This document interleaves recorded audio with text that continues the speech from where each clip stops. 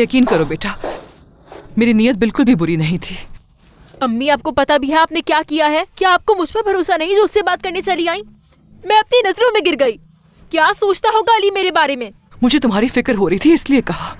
इसलिए फिक्रमंद है ना आप मेरे लिए? क्या आपकी बेटी अली की मोहब्बत में कुछ करना चाहे? मैं तुम्हें सिर्फ खुश देखना चाहती हूँ बेरन, तुम्हें अपसेट करना मेरा हरगिज भी मकसद नहीं था मेरी जान।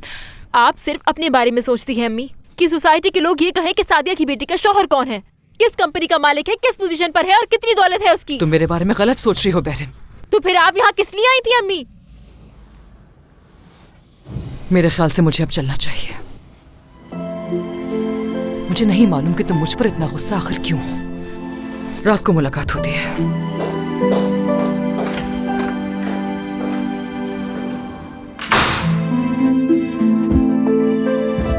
अम्मी, आपको मेरे साथ ऐसा नहीं करना चाहिए था।